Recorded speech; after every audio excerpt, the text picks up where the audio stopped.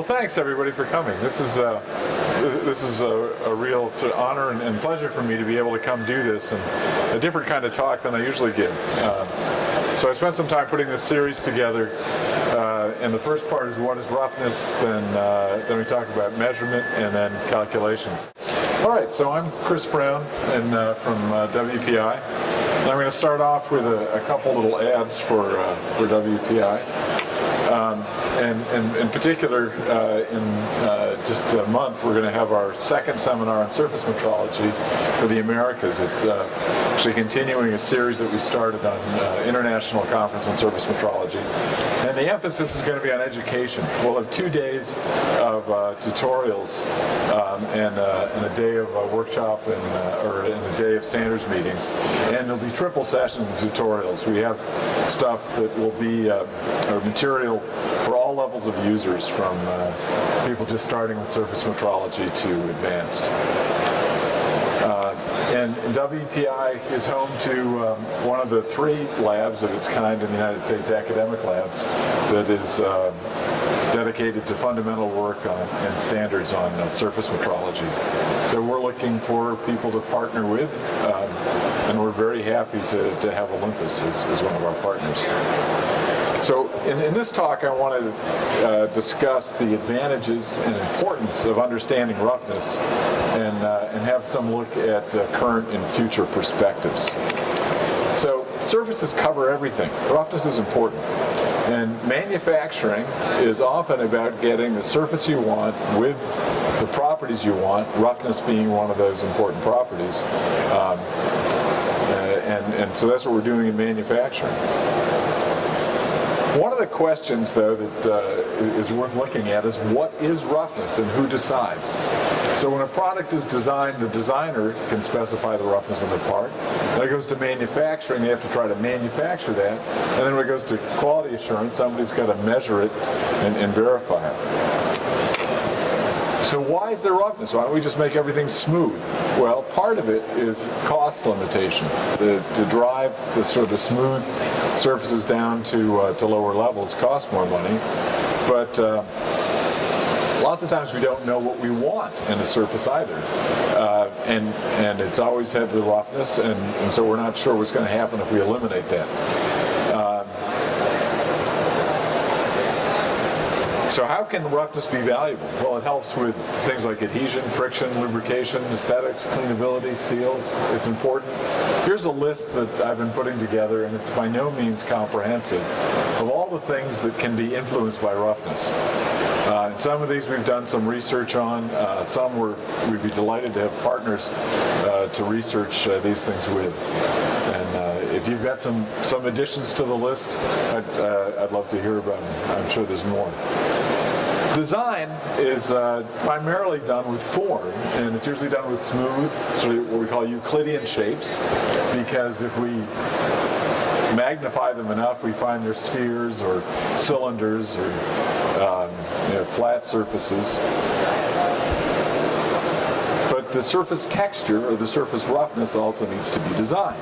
And one of the groups that I work with, ASME, has got designations for how design engineers are supposed to indicate roughness on surfaces. The most used kind of roughness, over 90% of industry, runs on RA, the average roughness. And we'll be looking at that more in the next few slides. One of the things to keep in mind, though, is this cutoff or sampling lengths, and that specifies the scale at which the roughness will be evaluated. And that's an important concept, and that will be a theme in this talk as well as the next 2. So here's the average roughness, and if nobody says anything and they just tell you the roughness is a tenth of a thousandth or something, they're talking about average roughness in microinches, of course. Now, the form is the larger scale, and those are the spheres and things that we looked at a moment ago. The finest scale is the roughness, and the waviness is what's in between. The other thing that we talk about in ASME B46 is the lay, and the lay is the directionality on the surface, or the anisotropy and how that's oriented. So this is a machine surface. We can clearly see there's the direction the tool passed, and there's a certain lay to the surface. And that can be important for many things. So in surface metrology, as I said, we talk about sort of three parts to the surface. The largest one is the form.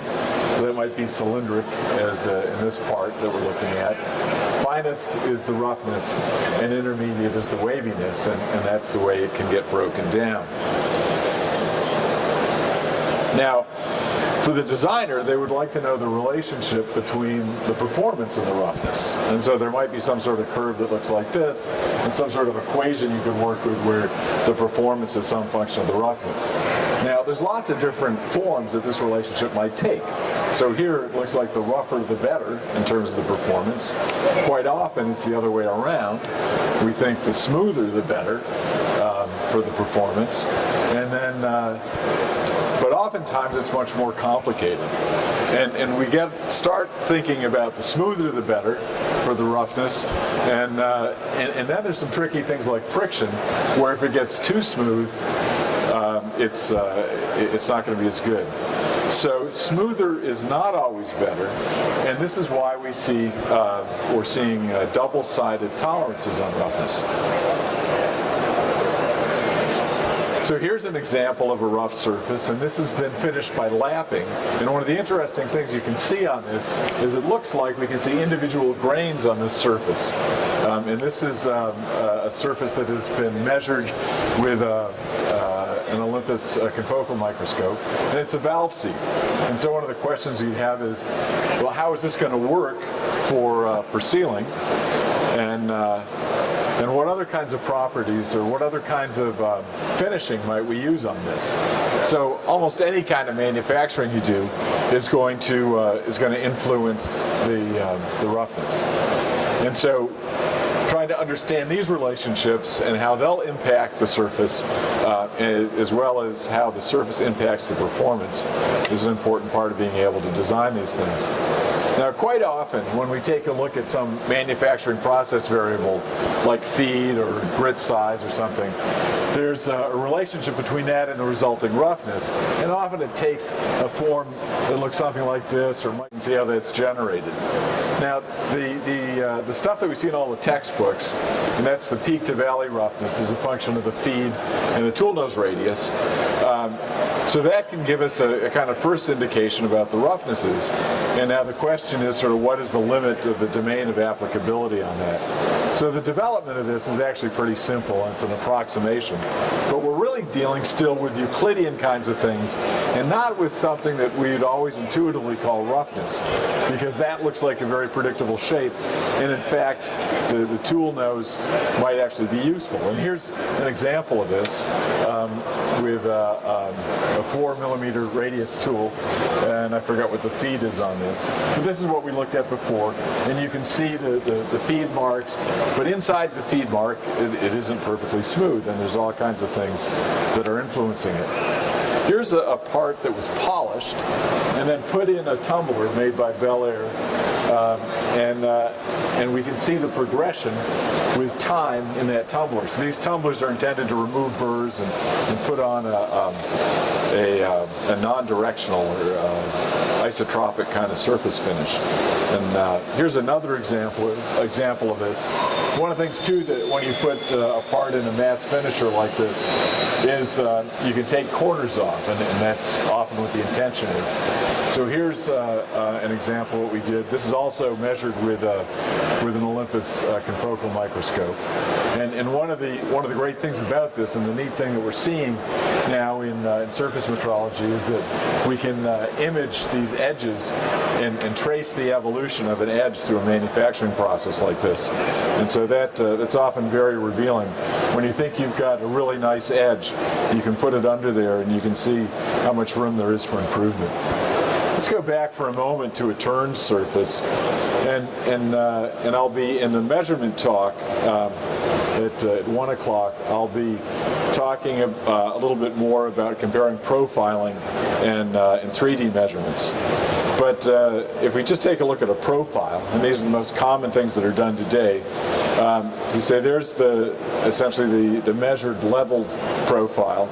Now we can extract the waviness, and that leaves the roughness. So there are some other height parameters. We talked about RA. We talked about RT, which is peak to valley, and that can be broken up so we can see the valleys and the peaks. And that is some usefulness I'll talk about in the third talk. For right now, I want to get back to this idea of scale, and I mentioned this cutoff. And so it's the designer's job to put the cutoff that you're going to use for specifying the roughness on the print. And here's something interesting that I think a lot of people aren't aware of. Here's the same profile, the one with two different cutoffs. One where the cutoff is 250 micrometers, another where it's 800. And you can see how dramatically that changes the roughness value. Same measurement, different filtering, and the RA changes by 41%. So jokingly, I'll tell the engineers I'm working with, if you're having trouble meeting a spec and it's time to go home, change the cutoff if nobody's told you which one to use, and then maybe you can meet the spec. But that's something to watch out for, and often, as I said, this is not specified. So let's say, how far can we take this, and how far can we go with, say, just machining by chip removal and turning? So this is a part that was diamond turned in near Keene, New Hampshire, at Nanotech Systems.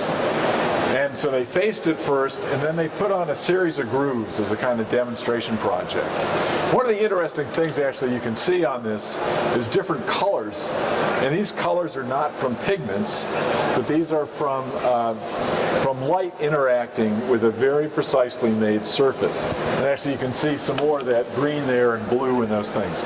Let's see what those little marks look like. So here's a measurement, preliminary measurement we made right in the center of that with the Olympus Lex. And these ridges are 500 nanometers apart, which is pretty interesting when you think about it, because the laser is only 409 nanometers, and we're easily imaging ridges that are 500 apart. So here's a 3D perspective on that, also from the Lex. And this is, and I'll talk about this more under measurement, but this is with the 100x lens with the zoom at 8 times. And as I said, these are 500 nanometers apart, these ridges. So, and these are machined in, with a diamond tool. So it shows how far, one, we can go with manufacturing to produce surfaces, and two, how well we can inspect them. Now, one of the interesting things about manufacturing surfaces is lots of times the very best surfaces we try to get are made with abrasive processes. So I thought it'd be worth it to take a look at some abrasives. And so one of the interesting things is the abrasives themselves are chaotic at fine scales, or scales we can sense. It depends on what size they are. And this is a very interesting measurement. Now, this is a true color off the Lex, and it's measured with the Lex. Now, this measurement itself is a 10 by 10 stitch, so that we can show a significant part of the abrasive with several particles on there. And so each of these 10 by 10s is 124 by 124, so over 1 million elevations, 100 times to make that image. And there it is in true color. And you can see some of the light interacting, because this is an unused abrasive, with some of the abrasive particles in an interesting way there. And I wanted to credit the students who've done that. And I should mention, we're able to train graduate and undergraduate students to be making useful measurements in less than half an hour on the Lex. All right, so to kind of wrap things up here, So surface metrology, this is measurement and analysis of surfaces to better understand how to manufacture them and how they're going to behave. So one of the things that makes this particularly interesting is that we're trying to take a look at these surfaces and figure out how we can tell good surfaces from bad. What's interesting is that if we go to sufficiently fine scales, the surfaces are chaotic. In other words, they're a jumble of things, and they're not easily described by Euclidean geometry, and that's the thing that we're most used to talking about geometrically. So one of the things that our lab has been doing has been trying to find better ways to characterize these chaotic geometries.